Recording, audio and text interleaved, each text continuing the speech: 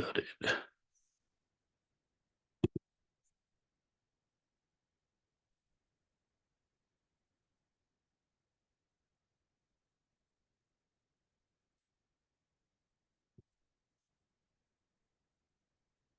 So on, thanks.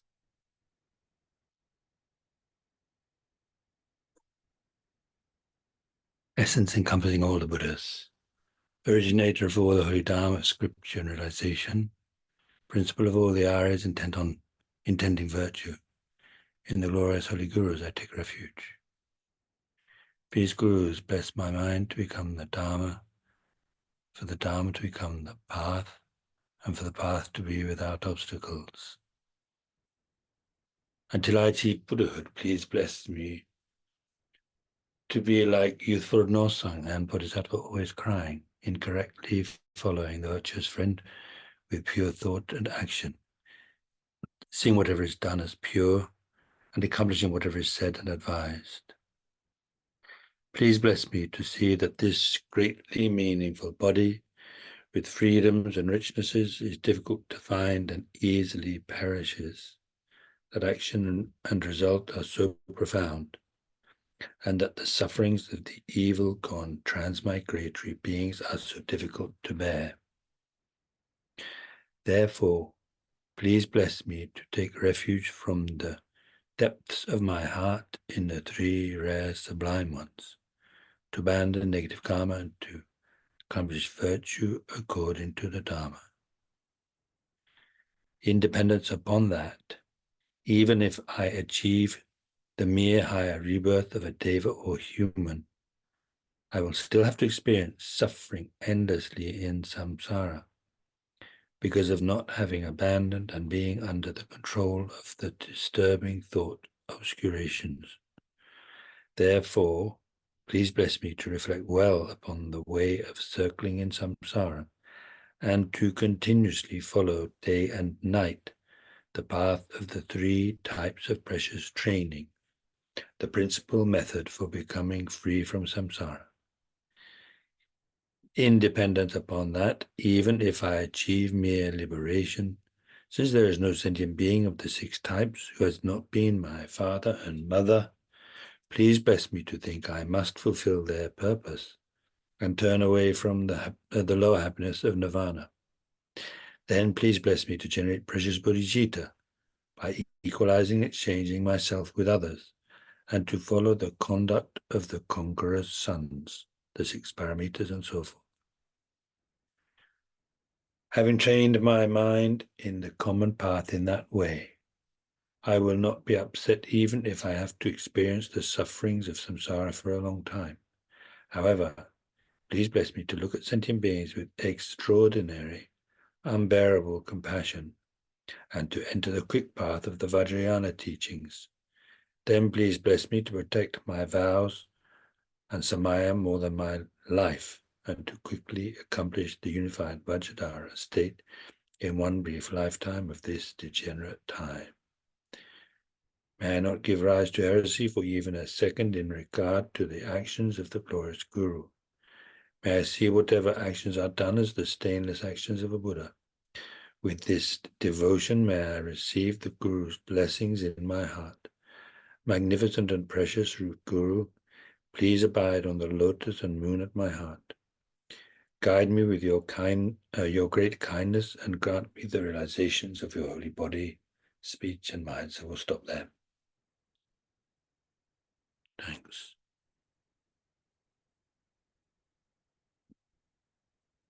Let's think about that a moment, and particularly try to generate bodhicitta motivation, thinking for the sake of all the kind mothers, sentient beings,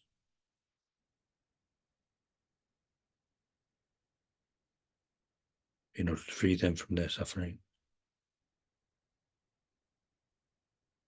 which they're actually experiencing right at this moment, and in order to be able to bring them to the uncontaminated, pure happiness of enlightenment, peace and happiness of enlightenment. I myself have to achieve enlightenment, and that's something I can only do by understanding the path to enlightenment, the stage of the path to enlightenment. And that's why I'm going to spend my time this evening, or this morning. Morning, isn't it there? Afternoon here. Learning about the stage of path to enlightenment. So by learning it, then one can understand. Once one has understood, one can practice. If you don't understand, then how can you practice? And if you haven't studied, then how can you understand?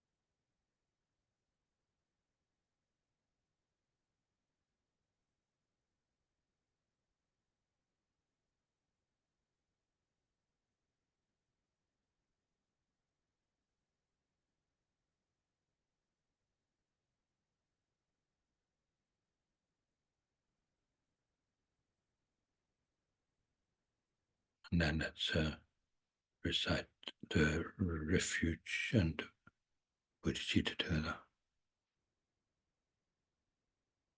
Thank you.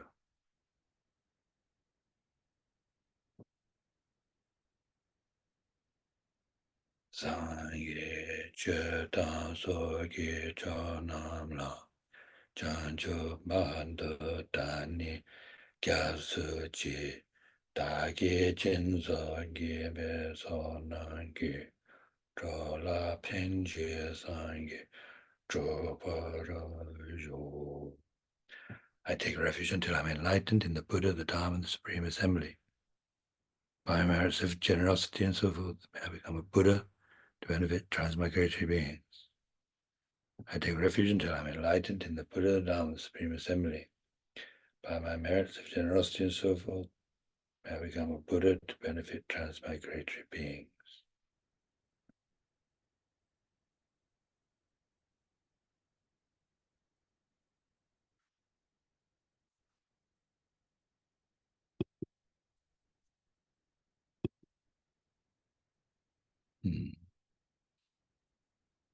So we are going through the middle-length stage of the path to awakening to Buddhahood, composed by Lama Tsongkhapa.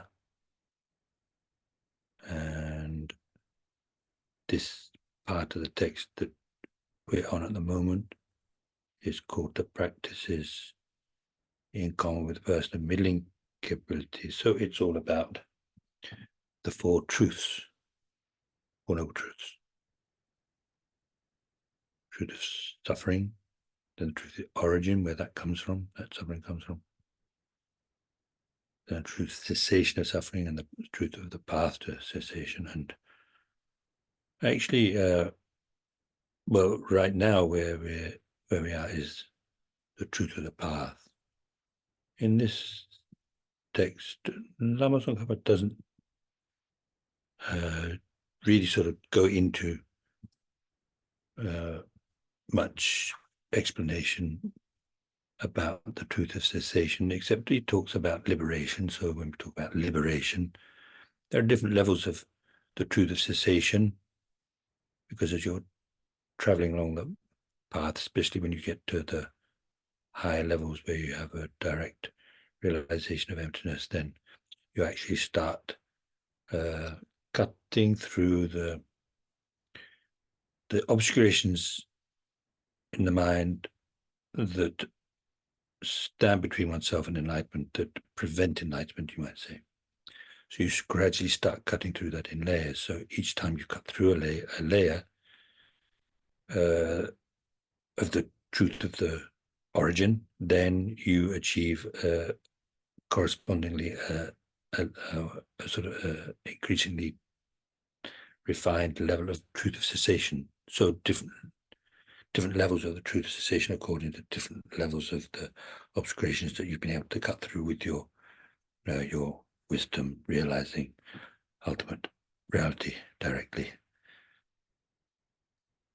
And then as far as the person who's only concerned with achieving their own personal liberation, then when you get to the last truth of cessation, where now all of the obscurations preventing you from achieving liberation have been removed. They use the word abandoned mostly. Then that's called nirvana, or so nirvana yangde, the state beyond sorrow, beyond suffering, in other words. And this is the same as liberation. That's obviously the English word, Sanskrit word moksha, like when we say pratimoksha. Moksha, that's liberation, freedom. However, with the path of the Mahayana, with the Mahayana path, then it doesn't end there. That's sort of like you're on the way. You've got to an important point on your path to enlightenment, but it's not final. You keep going because there are more subtle obscurations in the mind not preventing liberation, but they prevent enlightenment. And so you keep going with the meditation, and again, you have different levels of truth of cessation, and then at the end you have the complete cessation of all the obscurations. And at that point, you achieve that during your meditation, and then you remain absorbed in that awareness. And without being disturbed from that, you're able to act in the world, teaching, showing people the way, and so on, without any kind of conceptual thought. So it's all so effortless and spontaneously accomplishing. The main thing being that you don't need conceptual mind. Like for us, we think, oh, now I have to do this. So there's always a sort of gap, but it's nothing like that going on here. Anyway, so in the book,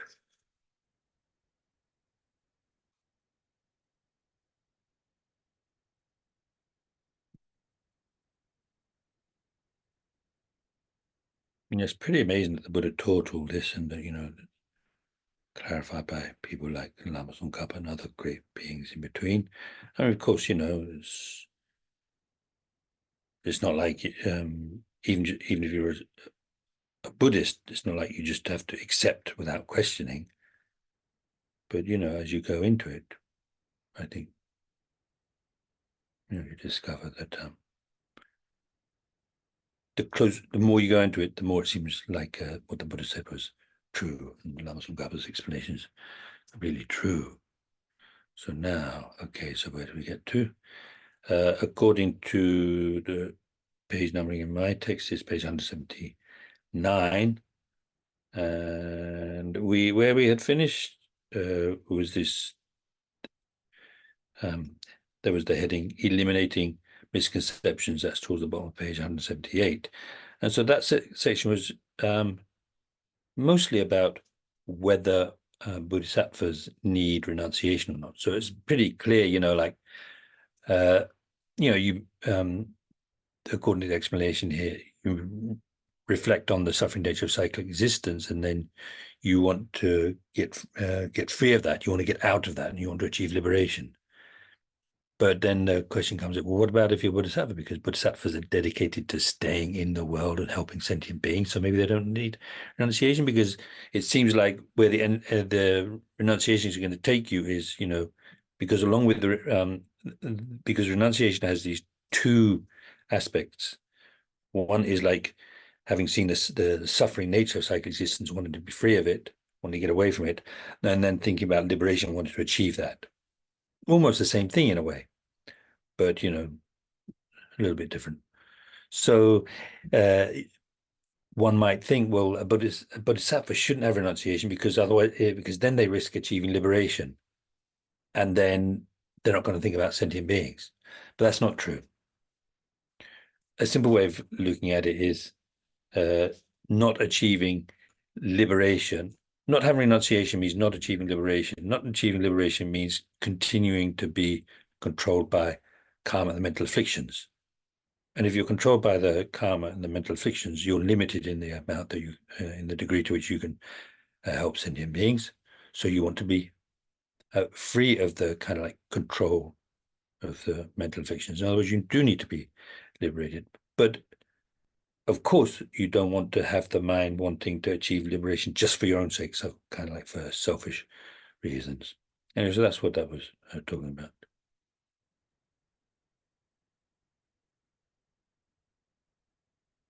Okay, so then next thing is determining the path, the nature of the path leading to liberation. So this in general is about the three higher trainings, but Lama Tsongkhap does point out that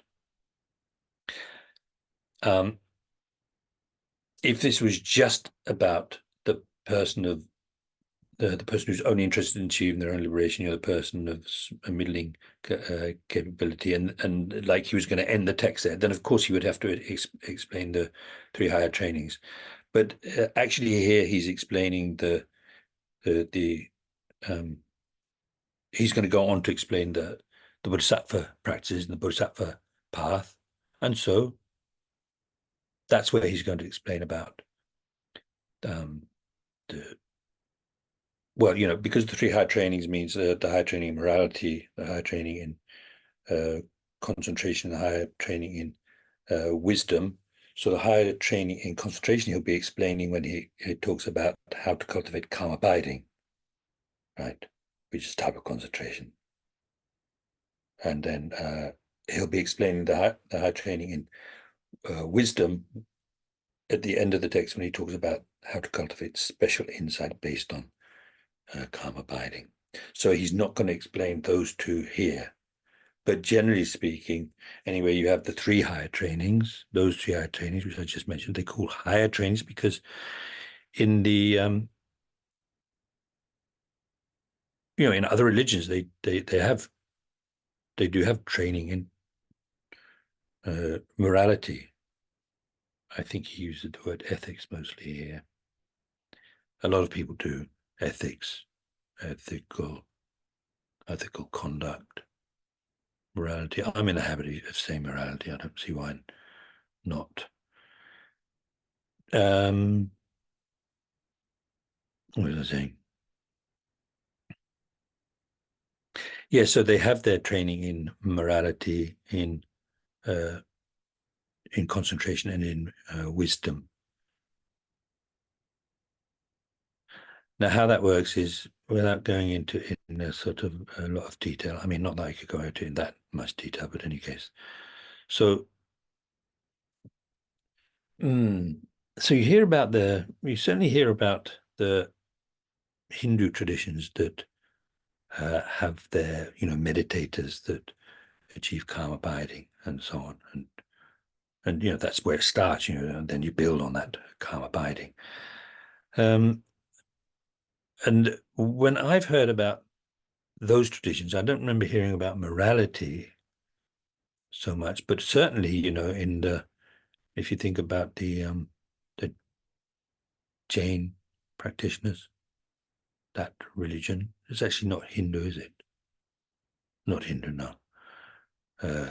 So they, I mean, I remember my father telling me he'd seen something on television about how their monastic, if they're going to go for a walk, then they have to go with a special brush to clear the way so they don't step on insects, which is more than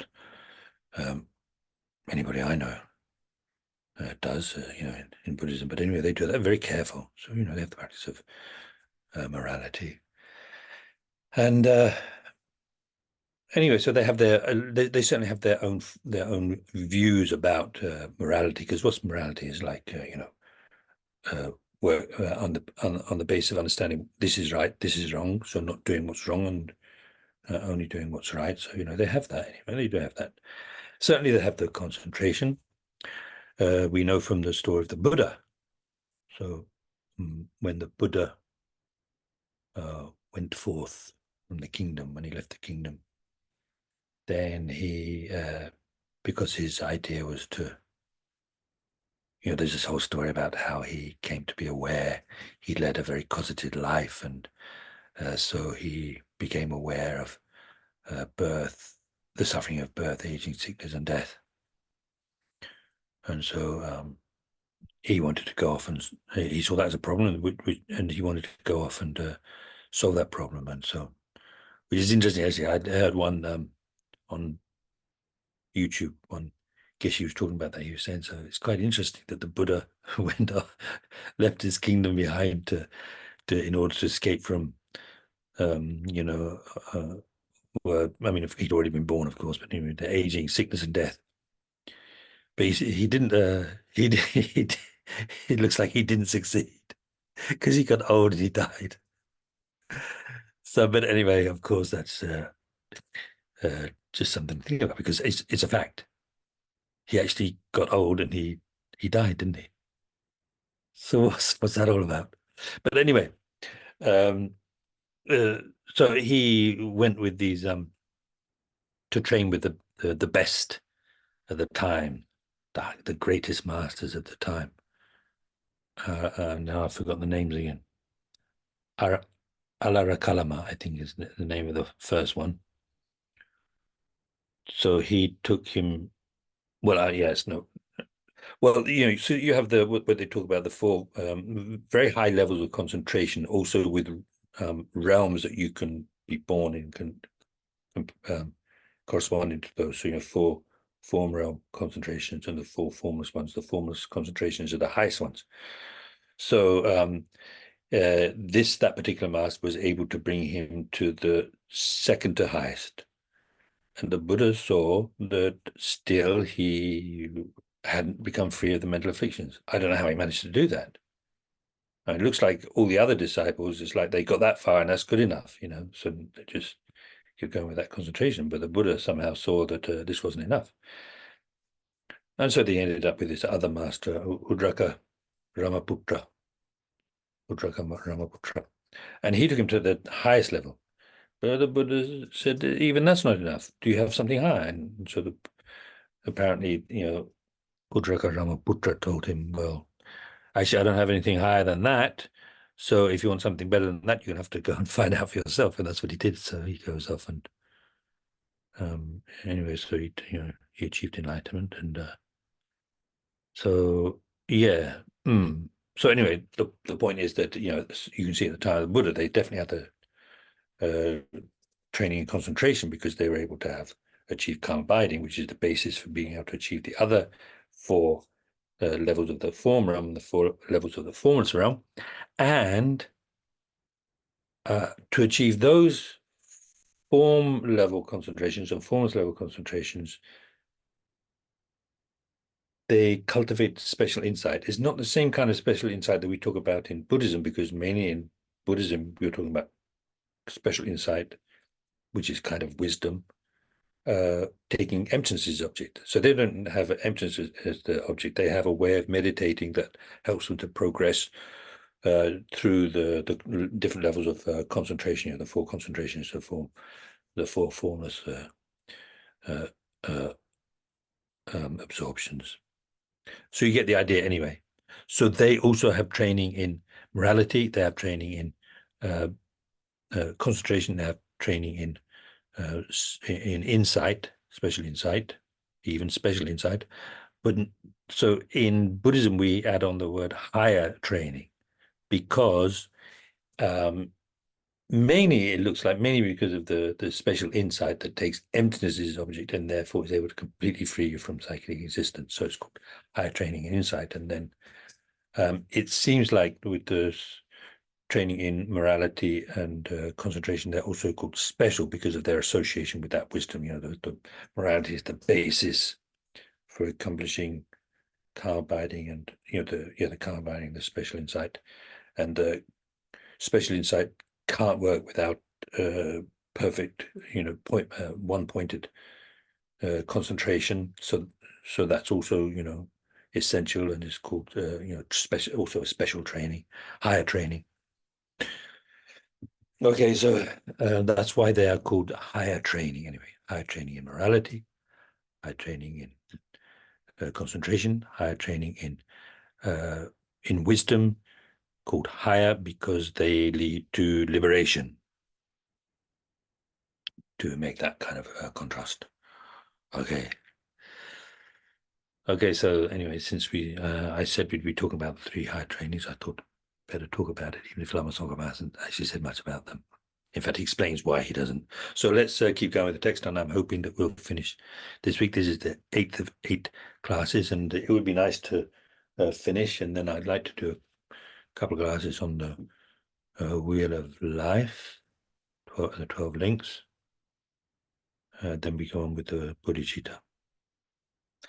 Okay, so determining the nature of the path leading to liberation.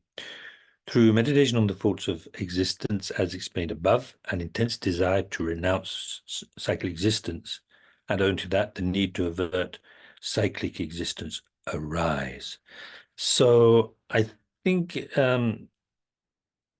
this seems a little bit awkward to me, and I think it's because you see the word here that's translated as renounce or renunciation, depending on what it is, ngejung. Literally, it means, and you'll see some English texts, they use the word definite emergence. You might have seen that.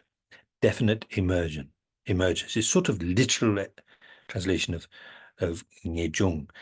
And it's interesting, really, because really, if you go into what it means, it makes sense that it would be translated as renunciation,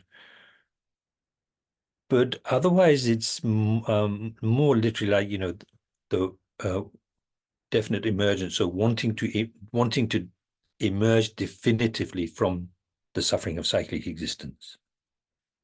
And I think that it makes more sense here, because and after meditating on the faults of cyclic existence, you're going to, this strong desire to develop renunciation is going to arise. That's kind of strange. I think that what it's saying is, through meditation on the faults of existence, as explained above, an intense desire to definitively emerge from cyclic existence arises. And then, owing to that, when it says the need to avert cyclic existence arises, I think what that really comes down to is you will feel this need to stop cyclic existence. So those go more or less together, don't they? So you want to emerge from it. How you emerge from it is by stopping it. So you feel that the more you think about the suffering nature of cyclic existence, the faults of cyclic existence, the more you're going to want to stop it. You're going to feel that need. And so for this, then, there are 2 points. You've got the kind of life through which cyclic existence is averted, and the kind of path to cultivate in order to avert it, the kind of meditation you need to do, in other words, to avert it. And when it says the kind of, kind of life, the kind of basis, literally, the kind of life, what kind of life do you want? And so we got, well, one page talking about that. And really what it comes down to is, in terms of it's more than just a life, maybe life and lifestyle. Life, of course, you want to be a human being that's free of all of the unfree states. Well, let's look at and see what Lama Tsongkhapa starts it off by talking about, by quoting from Letter to a Friend, which is Nagarjuna. Very nice text, actually.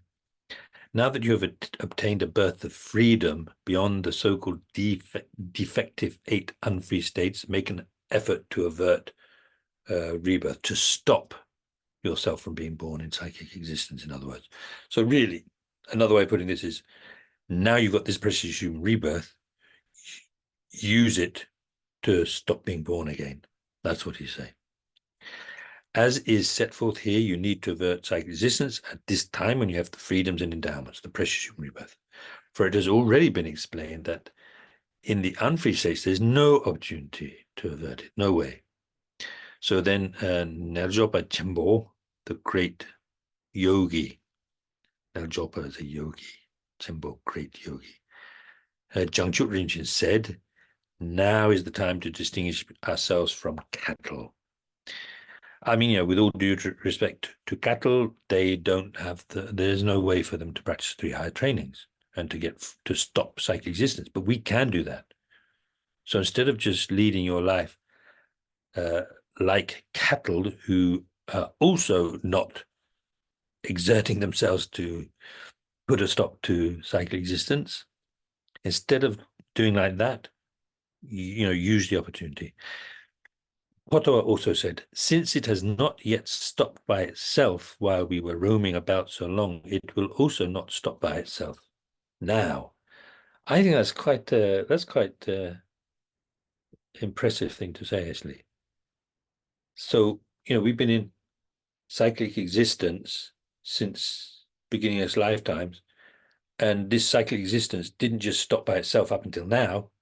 So why do we think it's going to stop by itself in the future? Just sort of like naturally come to an end. The ideas come up before, it's like you almost feel like it's been going on for so long. Surely that's enough, isn't it? Isn't that enough? But it doesn't work like that. No, it doesn't just gradually come to an end by itself. It comes to an end by you making it come to an end. Therefore, we must avert it. So the we has to be underlined maybe 2 or 3 times. Therefore, we must avert it. However, the time to avert it is now, not just sometime in the future, next life maybe. Now that we have attained the freedoms and endowments. Even more than that. So then now there's going to be a little bit of about not just, so why I said not just life, what kind of life, but also what kind of lifestyle. He's going to sort of do a bit of a pitch for taking ordination, becoming a monastic. Even more than that, lay people have many obstacles to accomplishing the Dharma. You decide for yourself. I think that's why I became a monk, not even just because somebody telling me. I just thought to myself, oh, I don't think I'll be able to do this unless I become a monk. I mean, it's a little bit naive in a way, but there's some truth in it also. I mean, actually, we all have obstacles. But, as soon as you've got, as soon as you've got, see, with the monastic, there's a chance of living in a monastic community that's where you can have more time. Normally they say that, less things to do. And, what did I say? Left not job, go. Anyway, just life becomes simplified. Put it that way. And you can see it for yourself anyway. Many obstacles to accomplishing the Dharma and have the disadvantage of numerous faults. Since those who are ordained avert them, so don't have those problems anyway. Which is interesting also because, in the monasteries, then they live together in sort of house groups, and then it's almost like family. His Holiness has mentioned that. It's almost like family. So the older monks worrying about the younger monks because the younger monks want to play around and so on. They don't want to study. His Holiness just jokes about how when he was young, he was more interested in playing than studying. So, since the ordained have the best life for averting psychic existence. So that is why the wise should delight in ordination. Then the questions of household Ugra Sutra says that lay bodhisattvas should aspire to ordination. This mainly refers to aspiring to full ordination. And so the Maitreya in the ornament for the Mahayana Sutra says a bit about that. So he says those on the side of the ordained Anyway, those who are ordained, basically, those who have the monastic ordination, have limitless excellent qualities. Thus, those exerting themselves in vows excel even householder bodhisattvas. And you're told that when you take even the novice ordination, they talk about, now even if somebody's a bodhisattva, if they're a layperson, then they need to prostrate to you. They say that kind of thing. That'd be pretty strange, wouldn't it, if you knew that the person was a bodhisattva? Anyway, no, that's that's the regard in Buddhism for the monastic ordination. So thus, ordination is not only praised for the attainment of the complete release, that is, liberation from cyclic existence, but is also presented as the best basis for the accomplishment of omniscience by way of the perfections, the perfection vehicle, and the Vajra vehicle. In other words, whether you're going to follow the sutra path, whether as you're going to follow the Mahayana on the sutra path or the Mahayana on the Vajrayana path, the best is on the basis of the ordination, monastic ordination. And in fact, if you receive the Kalchakra empowerment, then it's, every time I've received it anyway, it's like it's always mentioned very explicitly that the main recipient or candidate for the Kalchakra empowerment is what they call the Gelong Dujizamba. So anyway, the Vajrayana practitioner who is also has the full ordination. Okay, so then among the three vows, the vows of ordination are those of Pratimoksha. Ah, yeah, okay. So the thing is, this word vow, dompa, sometimes called, which I quite like, but anyway, or ethical restraint, because actually the word dompa has some kind of meaning of restraint. So you're restraining yourself from certain negative activities and so on. So anyway, when we talk about the three levels of vows, so you've got the Pratimoksha vows. So those are, Pratimoksha means individual liberation. So it includes the monastic vows, but also the lay vows. They're also included in there. Even just the lay vows. If you have the lay vows, that means well, loosely speaking, we say lay vows. Sometimes you'll see householder vows. So that means you would have five vows, but usually you have the option of just taking some of them, not all of them. And at least they talk about Gamja Samgikinin. So the householder that simply that just has the refuge, not taking any of the precepts, not taking any of the what we call the lay vows, just the refuge.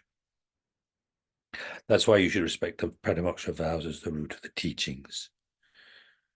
Then the kind of path to cultivate to avert cyclic existence. In, again, letter to a friend, even if your head or clothes were to catch fire, caught fire, or to catch fire.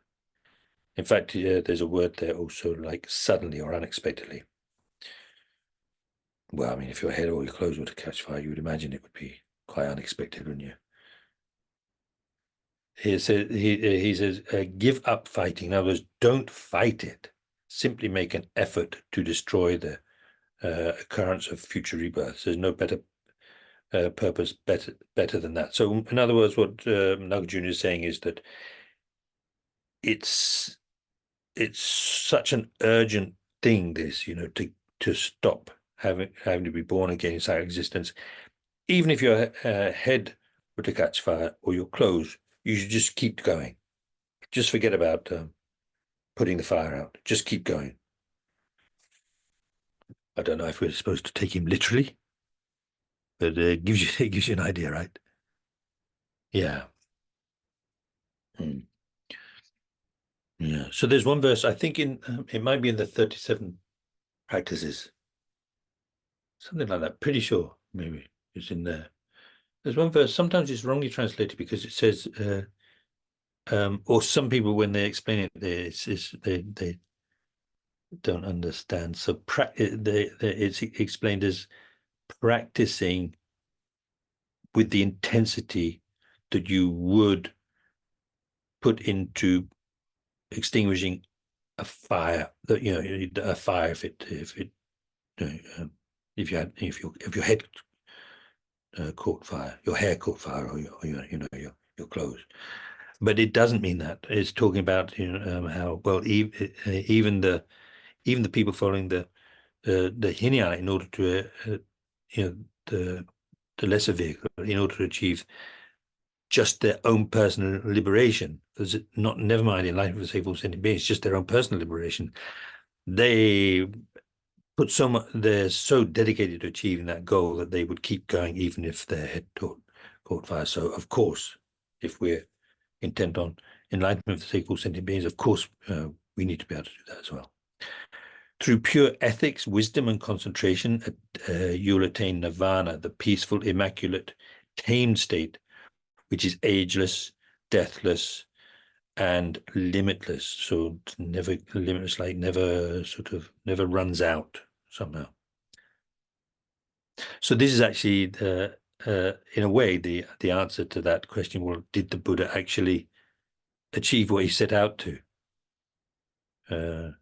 Because he ended up getting old and dying. Well, the thing is, really, what this is talking about when it says ageless, deathless, limitless, and so on, it means not aging under the control of karma and mental afflictions, getting old under yeah, I already said that, aging, getting old, not dying under the control of karma and mental afflictions, not getting sick under the control of, or being born under the control of karma and mental afflictions. So the Buddha did go beyond that. And then it says free from earth, fire, water, wind, sun, and moon. That sounds a bit strange, but what it means is free of any kind of harm from the four elements, mainly earth, fire, water, wind. Okay, sun, I don't know. Sun, yeah, you can imagine, because you can get stuck in a desert in the middle of the day, then, that could harm you. But the moon, I don't know about the moon. I guess if you wanted to, if you're a burglar, then the moon could harm you, couldn't it? Because people can see you. I don't know.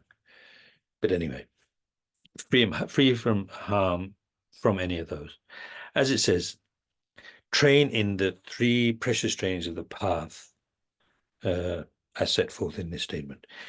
If this were an independent commentary on the path of persons of medium capacity, I don't know about independent anyway. So if this were a commentary just on the path of the persons of medium capacity, an extensive commentary on three trainings would be necessary. However, since this is not the case, the training in wisdom, special insight, and the training of the mind, in other words, training in the concentration for generating shamatha, will be explained in the context of the persons of great capacity. Therefore, here I will only briefly state the way to train in ethics. So he's just going to talk about ethics. In other words, he's just going to talk about morality.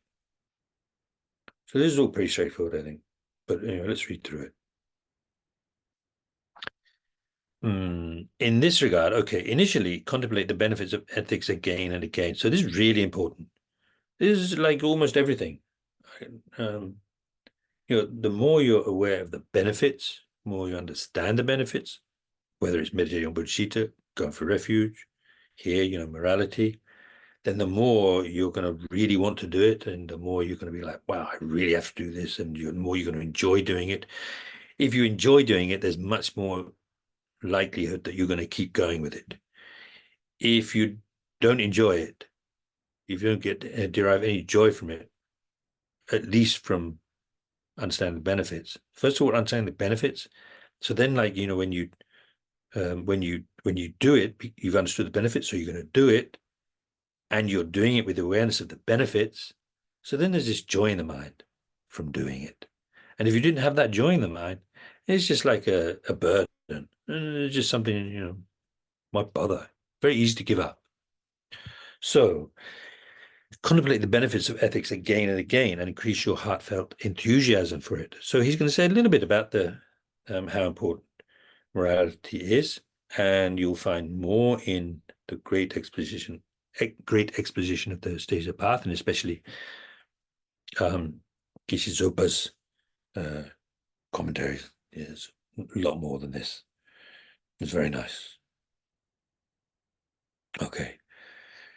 So I'm always recommending that. I don't get what do you call it? I don't get a fee for recommending it. Okay, nothing like that. It's just really good. It's always really good. Mm. So, letter to a friend says, it is said the rules are the basis, the ground of all excellent qualities, just like the earth is the basis for the animate and the inanimate. So just like the earth is the basis for the everything, the trees and crops and so on, and also buildings and so on, and then the living beings, ourselves, and so forth. So also the morality is the basis of everything else you're going to achieve. It's very clear in the when we look at the special calm writing, one of the main what they call the causal, preliminaries, I don't know, causal things that you need is pure morality. One thing about pure morality is you see it means you're not going to have regret, so you're not going to be plagued by regret, and so that's not something that's going to distract you from trying to concentrate. Then there's the questions of Subahu Tantra Pungzang. Just as crops grow faultlessly depending on the soil, the most superior virtuous phenomena, so that's dharmas, I like to say dharmas there, the most superior virtuous dharmas, it's like dharma in the sense of qualities, grow, depending on ethics, moistened by the water of compassion. So he's saying, of course, ethics, morality, but also combined with compassion, that's a really fantastic, it's a fantastic foundation for being able to develop all kinds of qualities. Yeah, they often say, like the prayers and the prayers done by somebody keeping pure morality is much stronger than the people who are not keeping the morality, keeping the vows very well. So that's one reason why, even if, of course, everybody makes mistakes. Really, everybody makes mistakes. But even if you make mistakes, don't just leave it, purify. Then it's not exactly the same as not making a mistake in the first place, but well, that's how it goes, isn't it? Eventually maybe we can reach a point where we never make mistakes, but in the meantime we make mistakes, but don't just ignore, don't just leave it, purify. Just as so contemplate this according to these statements. Just as guarding ethics, once you've undertaken it, or morality, just as guarding your morality once you've undertaken it, in other words, keeping vows once you've taken them, brings enormous benefits. So, this is like they explain particularly with the Bodhisattva vows. If you've got the Bodhisattva vows, then day and night, even when you're sleeping, even as they say, even if you're being reckless, whatever else is going on, constantly you're creating merit by having those vows, Bodhisattva vows. And it's not just Bodhisattva vows; it's also the lay vows. Same thing, day and night you're creating merit. Likewise, there are great faults to not guarding that morality. In other words, not keeping the vows. You should contemplate. I mean, it should also apply to the morality of simply avoiding the 10 non-virtues. So, that's a foundation practice, avoiding the 10 non-virtues. And when you contravene that, in other words, you engaging in any of those 10, then it messes things up, gets you into trouble, makes life complicated. You should contemplate the faults of not guarding them again and again, as taught in the scriptures. So keep thinking about, keeping them has got this and this and this benefit. And then not keeping them, there's this and this and this disadvantage. Being born in lower realms, that kind of thing. Having to suffer, basically. Keeping brings happiness. Not keeping, breaking, means suffering. Then this is from the Sutra on Cherishing Monks, Bhikshu, fully ordained monks, actually, Bhikshu. Bhikshu Parichu Sutra.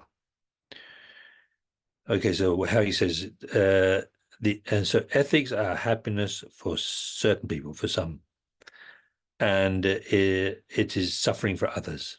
So ethics is suffering for others.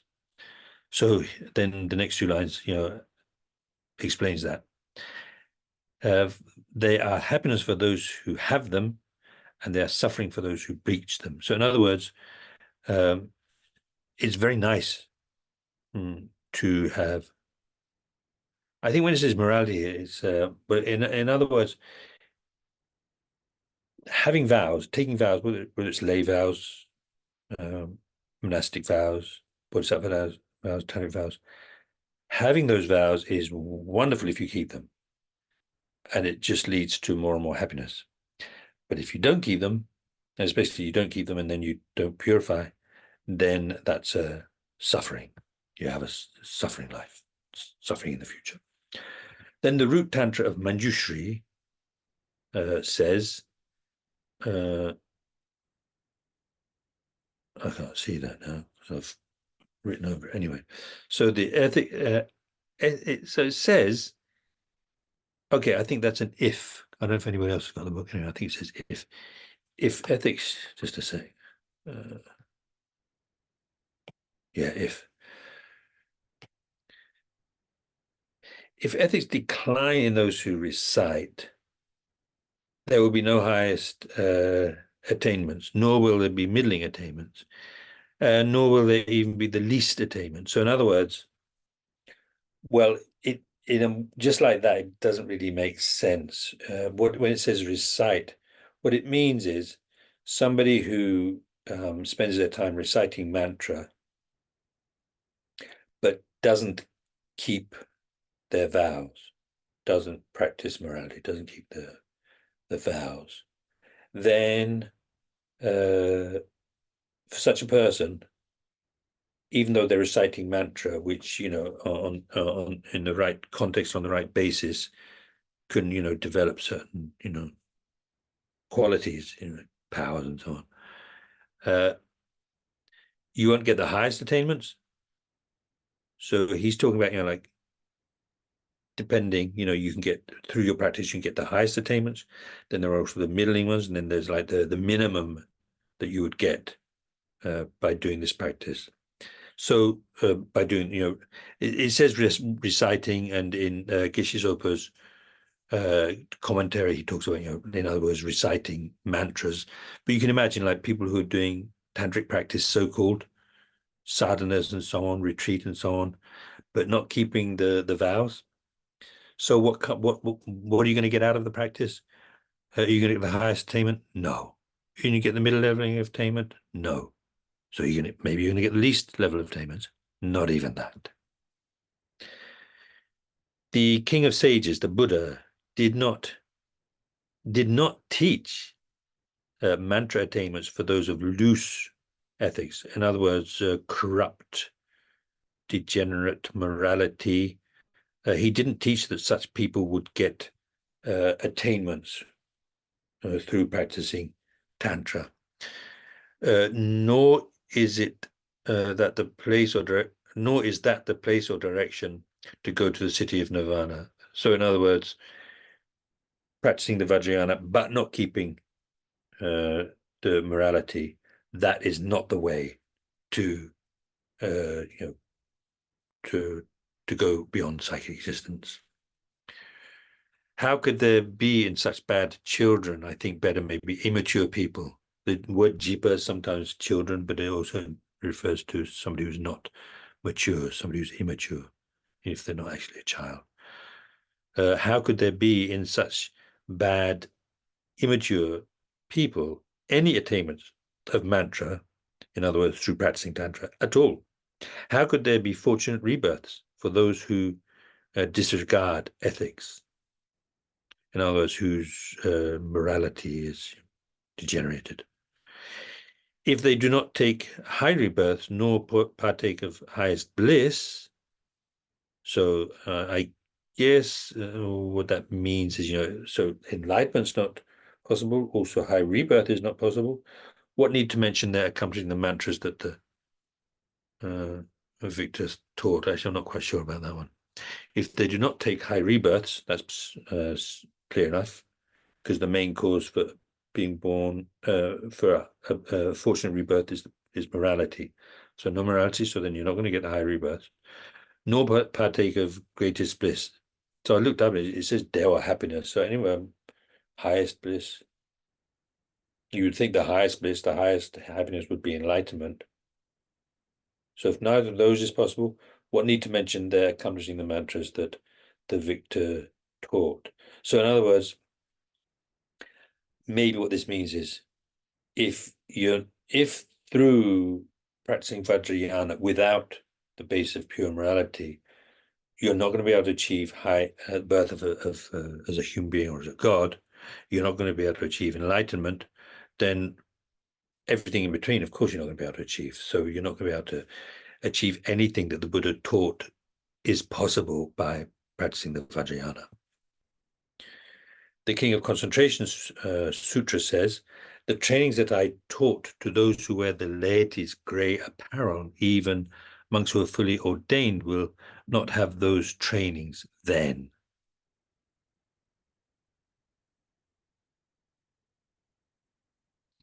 Well, let's see what the commentary says. According to this statement, striving in the trainings is special and has more effect at this time when it is said that even fully ordained monks do not completely guard the 5 basic trainings taught to lay vow holders. Therefore, you should make an effort in this. Okay, so the trainings that I taught to those who wear the laity's grey apparel, even monks who are fully ordained, will not have those trainings then. So at a time when the Buddha's teachings of sort of like beginning to come to an end, the those people who are supposedly got the full ordination won't even be keeping the lay vows. According to this statement, striving in the trainings is special and has more effect at this time when it is said that even fully ordained monks do not completely guard the 5 basic trainings taught to lay vow holders. Therefore, you should make effort at this. So this is from the same sutra, and maybe this, if we read this, then it sort of like helps you to make more sense of the verse just before. And this is something, if you take the Mahayana precepts using the FPMT retreat book, I don't know about the other places where the Mahayana precepts, prayers are to be found. But anyway, this is a verse that Lama Rinpoche always used to encourage us to recite and think about before taking the vows. And basically what it's saying is that it's talking about the unbelievable benefit of just taking one vow for one day during the time when the Buddha's teachings are, declining. In other words, these days. At the time when the Dharma decays, so it's declining, and the Sugata's teachings are coming to an end, the merit of those who practice a single training just one day and night, so in other words, just like taking one precept, maybe the precept not to kill for one day, 24 hours, will extraordinarily exceed the one who for millions of years, as many as there are grains in sand grains in the Ganges. So however many sand grains there are in the river Ganges, so for as many millions of eons. So actually, well, anyway, for as many millions of years, so he says millions of eons. If you look at the Tibetan, it says 10 million. So as 10 million, so for 10 million eons times the number of sand grains in the Ganges. So that's the time period we're talking about. For that time period, then with a clear mind, so that means a mind of faith, honors billions of trillions of Buddhas. So again, that one is so Jawa is Saya Jawa 10 million. Tragic is 100 billion. So it's just the Tibetan. You can change it into a sort of like, a 10 to the something or other if you want to. But anyway, what it literally says is 10 million times 100 billion. Okay, so to that number of Buddhas for that time period, with a mind of faith, you offer food, drink, parasols, banners, and garlands of lights. Okay, so you can imagine if you were to do that, I mean, if you think in terms of like how much benefit there is, so it's talking about the comparing the benefit, right? Merit, no, it's talking about the merit, right? The merit that you would get is kind of mind-boggling, right? So I remember one time with a friend, we would, yeah, anyway, so we were trying to work out how many sand grains there are in at least in a handful. So how we did it was, I had this idea from this book that I'd been reading. So so you take a handful and then you kind of half it, and you half it and half it and half. You have to keep tabs of how many times you half it, right? Then you get down to this tiny amount that you can more or less count. And then so then you have to double it, double it, however many times back to how many times you halved it. And then you get an idea of how many grains of sand there in one handful anyway. So even that, because I think one time Lama Zopa said, when he was talking about this, like, so how many grains of sand are there? Well, just think about the number of grains of sand in one handful. And it's definitely too much to count one by one, but you can sort of estimate it in that way. And I can't remember what we calculated now. So maybe next time you go down to the ocean, you can have a go, right? One handful.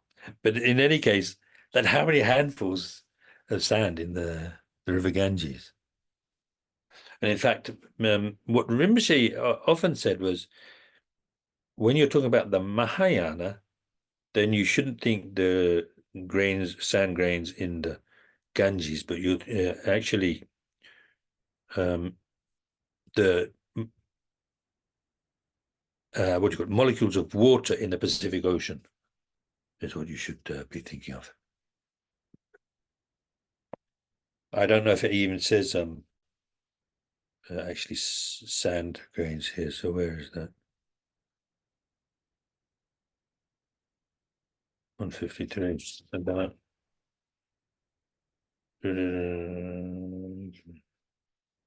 Kapachao Kangi Jenya, yeah, it says sand.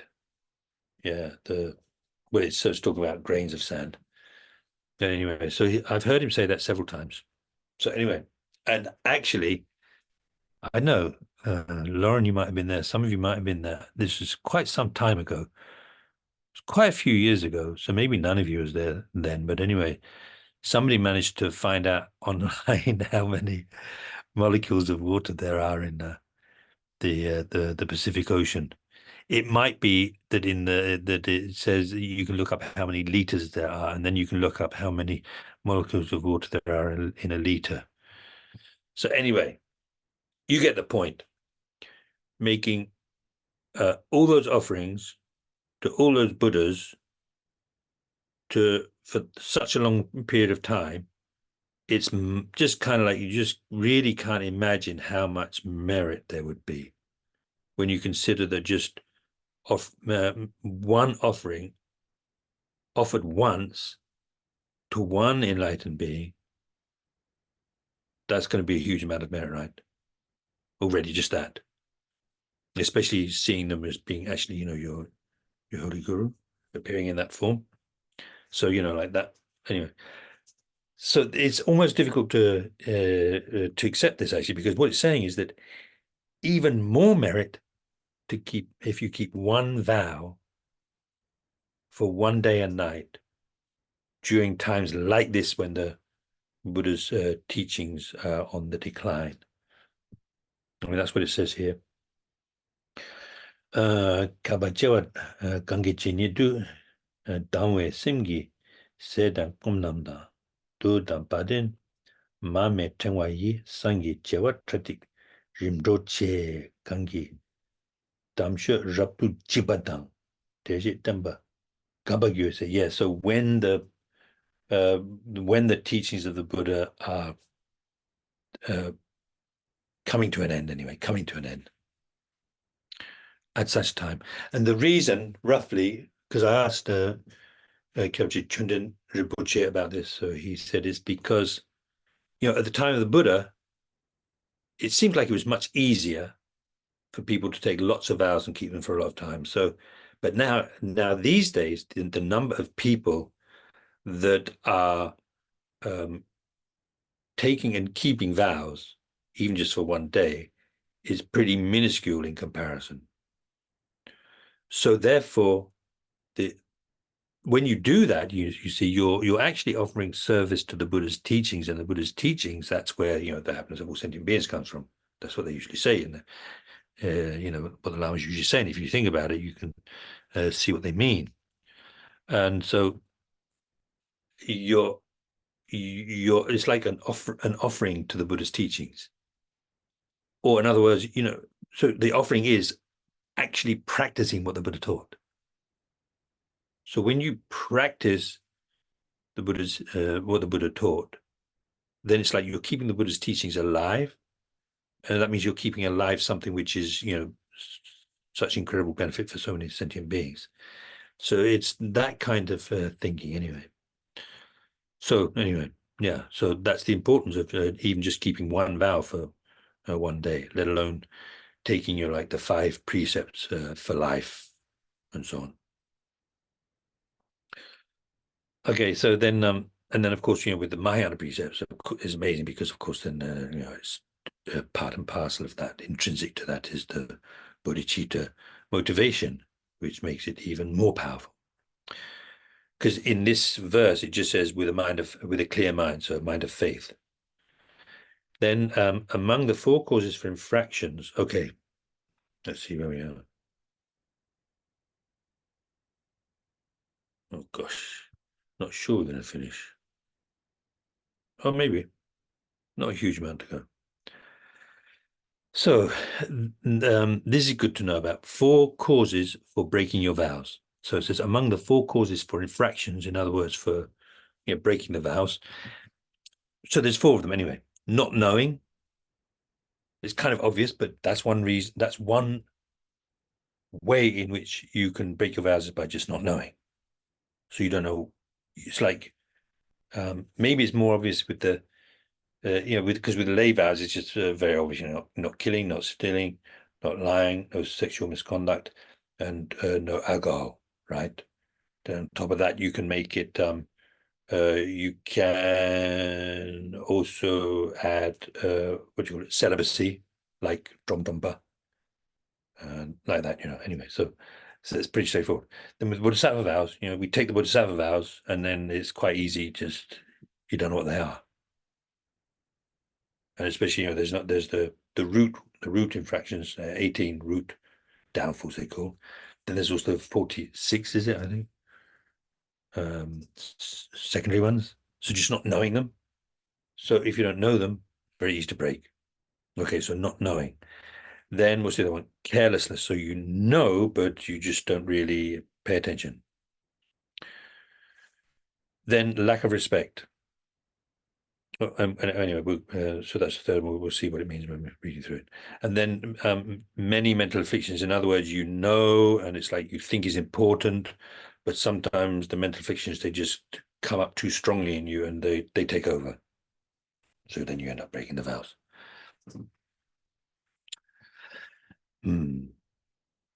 So, yeah, okay. So among the four causes for infractions, the antidote to not knowing is to study and know the trains, get to know them by studying, by learning. The antidote to carelessness is the mindfulness that does not forget the objects and aspects of what is to adopt and what is to discard. Anyway, mindfulness, remembering. So knowing and then remembering. Okay, knowing already, because that's the antidote to not knowing. Knowing and then remembering, keeping in mind, practicing mindfulness. Then also vigilance. So these both come up more in the calm abiding. So vigilance, so that's like the mental spy that's watching to see. It's like your own mental spy that's watching what you're doing and is aware of whether you're doing something improper or not. And then it works together with mindfulness to remember what to do in that case and so on. So the vigilance that individually analyzes the three doors, body, speech, and mind, at every moment and brings to mind the good or faulty actions you are engaging in. Then also, besides that, so lots of antidotes to the carelessness. Shame and what's the other one? Well, anyway, shame and embarrassment. Yeah, that's anyway. So shame. What does shame mean? It's a mental factor where you shun faults, so you don't want to. You think, I don't want to do this action from the perspective of oneself or the Dharma. So you're thinking this. This isn't right for me to do. I've got vows. I shouldn't do this. I'm a Buddhist. I'm a follower of the Buddha. I shouldn't do this kind of thing. Then embarrassment. This is also a mental factor. Is the mental factor. So both of them do the same thing in that they stop you from doing wrong. In the case of shame, it's like thinking of yourself, it's wrong for me to do this. I shouldn't do this. Then embarrassment, that shuns the faults, avoids faults, breaking vows and so on, thinking that others will criticize you. So not with the eight worldly dharmas point of view, which maybe would be better than nothing, but you're thinking more likely more like how are my teachers going to feel if I do this? Like the ones that the one that I received these vows from. Or what would the Buddha think? The Buddha's going to be aware. All of the Buddhas of the 10 directions know what I'm doing. Otherwise, they don't have omniscient mind, right? They know. How are they going to feel? What are they going to think? That kind of thing. Then the intimidation that fears the fully ripened effect of the faulty conduct. So you got those things, right? So to counteract carelessness, like just not really being bothered, just not really paying attention, being reckless. So mindfulness, vigilance, shame, embarrassment, and then fear. He says intimidation. So it means fear of the suffering result of breaking the vows. Training these and others. I don't know what others there are. Then as an antidote to lack of respect. So lack of respect. Anyway, so this could mean different things, but if you look at the antidote, then you understand what it's talking about. What kind of respect? Be respectful towards the teacher, his formulated rules, and those who whose conduct accords with purity. So, generally speaking, it's funny really because we do generally translate this as respect, and yet it seems to have more to do with appreciation. Maybe it's the kind of respect that you feel towards a person when you appreciate what they've done for you and appreciate their qualities and so on. It's like, wow, that's really so amazing, that kind of thing. So, yeah, so respect towards the teacher, thinking of the kindness of the teacher for, the Buddha, in other words, for having come into the world and taught and so on, and, so being really feeling like, oh, this is a really amazing person, and these are vows that I've received in a lineage from him, and his formulated rules, and also those whose conduct accords with purity, means basically your fellow practitioners, fellow practitioners on the path. As an antidote to having many mental afflictions, then examine your mind stream and try to apply the antidote to whatever mental affliction predominates. So, like, meditating on repulsiveness to overcome attachment, especially when it's like attachment to food, attachment to, I know,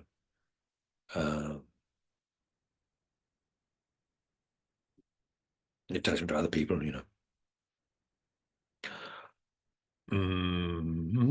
And then anger, meditating on patience, ignorance, cultivating wisdom, what do you stinginess, meditating on generosity, pride, thinking about generally, there's always somebody who knows more, who's better at you, better than you at whatever it is you're proud about. Anyway, we talked about that in the earlier on, didn't we? Different antidotes to different mental afflictions. If you do not put effort into this and commit even a minor transgression and then think it's a small mistake, so anyways, it doesn't matter, it's a small mistake. This engagement in carelessness with respect to the formulated rules will only cause you to suffer. Okay, so that's a kind of carelessness. So remember, one of the four causes for breaking your vows, the second one, carelessness. So this is also a kind of carelessness. It's just thinking, it's just one of the small rules, it doesn't matter too much. No, and maybe not a rule, but like, I just trod on an ant. Maybe just maybe more likely like swatting a mosquito, and then thinking, it's just a mosquito, very small thing. It's not like I killed a human being, for goodness sake. Doesn't matter. So it's a small mistake. So that will cause you to suffer, and then to explain that, then there's this quote from the exegesis, or is it exegesis? I don't know how to pronounce that. Exegesis of the discipline. Anyway, this is a Vinaya teaching from the Buddha, Lungnamje. Those who are unconcerned with respect to the teachings of the compassionate teacher, the Buddha, and slightly transgress them, even just slightly, right, will from that come under the power of suffering. So they'll have to suffer. Like mango groves that are spoiled through cutting bamboo. So I had to look into this a bit because I thought to myself, well, what's that all about? The analogy is the analogy for breaking a small rule. Yeah, slightly transgress means like, yeah, so like breaking the small, there are certain small precepts that the Buddha taught, especially, it is very clear for the monastics. What they say is, you see, the main thing is you've got what they call the four root vows, similar to the lay ones, like, so not killing, especially not killing a human being, not stealing anything, not lying, especially what they call a big lie, about attainments and powers and so on. And then instead of sexual misconduct, celibacy. Then, well, those are the four. Those are four. So then the other ones are like, there's a whole series of other vows which, by keeping, protect you from breaking the four root ones. And then there are other even lesser ones, and those are also like, so it's like fence after fence, all aimed at protecting the four main ones. So you might think that it doesn't matter with the small ones, because in fact, there's the story, I'm sure you've heard before, everyone's always heard this one. The story of the monk who's in retreat, and there's a young woman goes up to him, and I don't know how she managed to make him to force him to make a decision, but it's like, you're either going to have sex with me, or drink the alcohol, or kill this goat, and we can eat it together. So he's thinking, well, obviously as a monk I can't sleep with this young woman. And also, as a Buddhist, I can't kill the goat. But just drinking alcohol, what does that do? It's just not hurting anybody. So he drinks the alcohol, gets drunk, sleeps with the girl, and kills the goat. So that's the story, right? So the thing is, you see, looks like it's the least one, but actually by not drinking alcohol, it protects you from all sorts of other faults, because when you're under the influence of alcohol, then you lose your ability to judge what's right and what's wrong. You end up doing stupid things. Okay, so what this is saying actually is that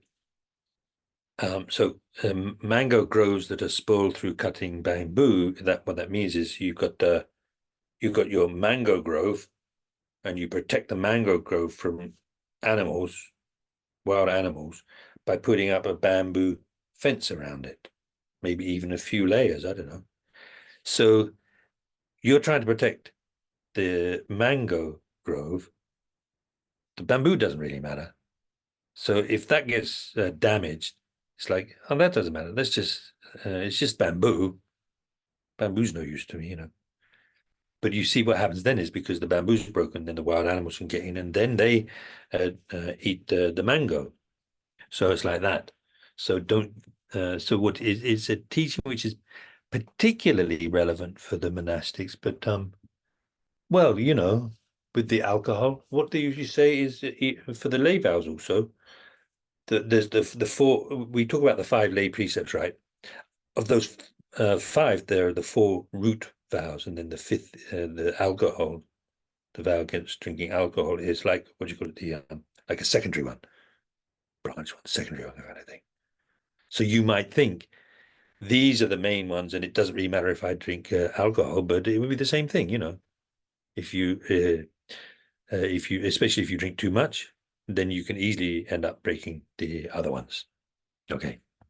So that's what he's saying. And he goes on to say the same teaching. Though some can transgress the royal decrees of the king, and if it's infrequent, not get punished at all, if they transgress the Buddha's words improperly, so anyway, if you break one of the Buddha's precepts, then they will migrate to the beasts like the Naga Elapatra. So the Naga is, you probably heard of and probably know more about them than me, but anyway, they're included in the animal realm. That's why it says beasts.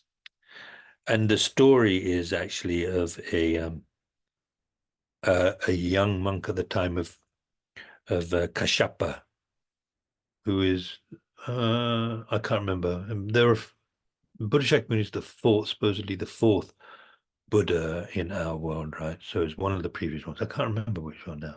Kashyapa, Kanakamuni, Karkuchanda. It might be the first one, but anyway, a long time ago, a monk, a young monk at that time, who apparently, according to the story, uh, cut down a tree that he kept on scratching himself on as he was going backwards and forth.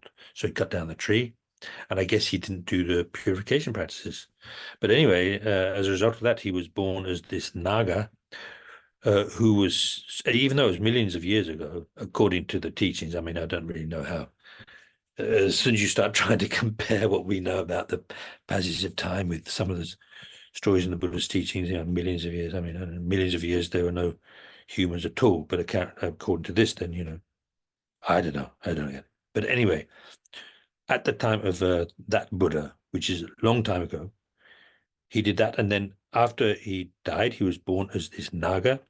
So it's not exactly the same as snakes, but they tend to have like a form of a snake. And so this was a snake that had a tree growing out of his head, and every time the wind blew through the leaves and the branches of the tree, then it would cause him excruciating pain. So he spent a long, long time in that form. And at the time of Buddha Shakyamuni, basically Buddha Shakyamuni,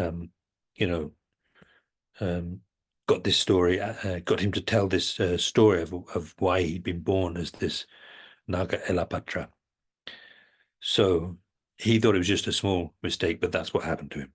Therefore, put effort into. I think we can finish. Hurry up a bit.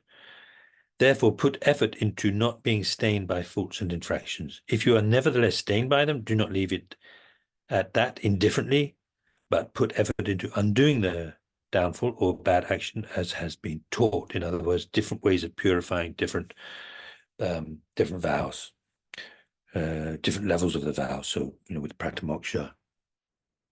For lay people, I mean, for the monastics, you have Sojong, the Poshada, which is a fortnightly thing, but you need a monastic pure community to be able to do it.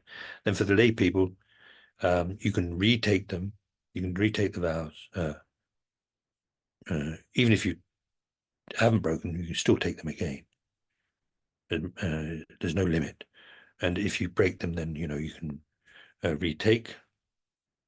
Otherwise, there's Vajrasattva purification, the 35 Buddhas and so on. Then, especially for the Bodhisattva vows, 35 Buddhas is the main one. And then if you've got the tantric vows, then there's Vajrasattva, but the main one would be, on a daily basis, but the main one would be self-initiation. So then that means receiving the highest Yoga Tantra empowerment, doing the retreat and fire puja. Then you can do the self-initiation or self-entry, I call it. You retake the vows during that, and it completely purifies even the root downfalls.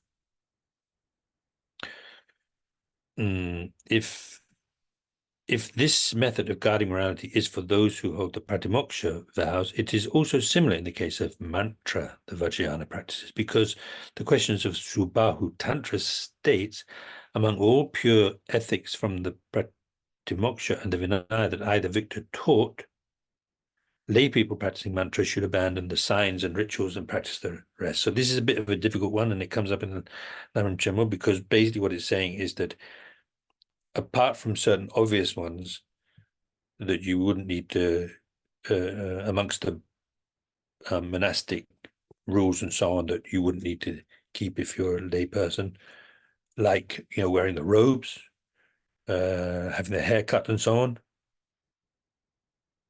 shaved and all that. There's certain other things. Otherwise, the ideally lay people would also keep all of the monastic vows as well. So that's a bit difficult, because usually, according to according to my teachers, Bodhisattva vow, the monastic vows, you can't study before actually receiving them. Bodhisattva vows, for somebody who's really interested, then they can take teachings on them before. Tantric vows, you also can't study before you've received them, for whatever the reason is. But anyway, that's what they say. So then it's quite awkward, really. Yeah, I don't really know the answer to that. Okay, so then lay. So lay practice. I already just said that. So what need is there to mention ordained practitioners of mantra? So of course. So what this is saying is that if you're a layperson and you're practicing the Vajrayana, then you need to follow the Vinaya teachings apart from certain obvious exceptions. And if that's the case, then of course, for if you're a monastic, then you should keep the vows purely, even though you're a Vajrayana practitioner. Okay, so just a little bit more, and then we're finished. We're going to go over by a couple of minutes. I'm sorry, but good to finish. Yeah, good. Kamlungpa. So this is one great Tibetan Lama obviously from before Lama Tsongkhapa. When a famine breaks out, everything depends on barley. So this is obviously this is obvious to Tibetans, but not obvious to us. But the point is that, like, even when there's a famine in Tibet, even when there's a famine, at least you can grow barley. So when a famine breaks out, everything depends on bhakti. Likewise, everything hinges on ethics. Therefore, earnestly apply yourself to it. Pure ethics, in other words, pure morality, also does not come about in someone who has not reflected on actions and their effects. Therefore, it is an essential instruction to reflect on them. So besides, thinking about the benefits of pure morality, one of the main things to make yourself into a person who does keep pure morality is by thinking about karma and its results. The more widely you read about karma and its results, then the more you're going to want to avoid the actions that bring suffering and only do those things which bring happiness. Sharawa also said, generally whatever happens, good or bad, depends on the Dharma. Within that, if you rely on what is suggested in the Vinaya, you need not change anything. You will become sincere, withstand investigation, enjoy practice, and have a good end. I didn't really go much into what that means, but basically, by following the Vinaya, the Pratimoksha, and remember that does also apply to lay people, by practicing the Vinaya, which means keeping pure morality, then everything's going to work out well. In the end, everything will be good. Geshe Drongdumpa said, many people rely on Vinaya and reject mantra, or rely on mantra and reject Vinaya. So this is the main disciple of Atisha, right? So only in my guru's tradition, in other words, only in the tradition of Atisha does the Vinaya become the companion of mantra, the tantric practices, and tantric practices become the companion of the Vinaya. In other words, they completely worked together. And Atisha himself said, with us in India, whenever an important matter or unprecedented activity arose, those who upheld the scriptural baskets, in other words, the Buddhist teachings, basically, all three, the ones that deal with morality, concentration, and wisdom, convened to determine whether it was repudiated by or in contradiction to the three scriptural baskets, and the decision was made based on that. So sometimes if something came up and people were just not sure about whether this was right or wrong according to Buddha's teachings, so they would have a conference of the great masters at the time, and then they would make a decision. Then we from Vikramashila, I'm always saying Vikramalashila. It's not Vikramalashila. Vikramashila. So anyway, that was Nalanda Monastery, Vikramashila Monastery. That's where Atisha was at the time when he was invited to Tibet. We from Vikramashila then had the task to examine whether it was rejected by or in contradiction to the Bodhisattva behavior, and the decision was upheld by the entire ordained community. So they on top of just working out whether it fitted with the Buddha's teachings in general, they would decide whether it fitted in with the Bodhisattva path. So that concludes the explanation of training the mind in the stage of the path common to persons of medium capacity. So now I've got I'll be kind of like moving around in April. I have to go to Nepal and things like that. Then back to the States briefly, and then back here to England to carry on with these things. So like I said, I would like to do maybe a couple of classes on the Wheel of Life, and then we keep going with this with the the Bodhisattva section. So bodhicitta, the benefits of bodhicitta, how to meditate on bodhicitta, then the 6 perfections, and then it goes into eventually combining a special design. Okay, so that was a bit of a rush to get to the end. I did say in the beginning when I started doing this at LMB that I wasn't going to be hurried. I didn't want to hurry. So we hurried a little bit this time just to get to the end of this thing, because I think it would be nice to, carry on with the bodhicitta section. Okay, so thank you very much. And so let's have a brief dedication, please, Laura. Thank you. So dedicating all of the merit from doing spending this time together tonight and on the other evenings, and dedicating also all of the merit of the past, present, and future of oneself and all others, including all enlightened beings, all the bodhisattvas, all one's gurus, dedicating all of that. May the precious supreme bodhicitta not yet born arise. May that arisen not decline, but increase more and more. Due to all the past, present, future merits collected by me and all the merits of the 3 times collected by numberless Buddhas and numberless sentient beings, may bodhicitta be generated in the hearts of all the sentient beings of the 6 realms, and especially in the hearts of everybody in this world, including all the students, benefactors, and volunteers in the FPMT organization. May it be generated in the hearts of all those who rely upon me, all those for whom I have promised to pray, and all those whose names have been given to me. May it be generated in my heart and in the hearts of all my family members, those who are living and those who have died. May the bodhicitta that has already been generated increase. Incomparably kind and supreme Tenzin Gyatso, the wish-granting, wish-fulfilling jewel, source of every single benefit and happiness in this world, may you have a long life and all your holy wishes be spontaneously fulfilled. I will dedicate all these virtues to be able to train just like the hero Manjushri, who knows reality, and just like Samantabhadra as well. I will dedicate all my roots of virtue with the dedication praised as the best by all the gone beyond victorious ones of the 3 times in order to have good conduct.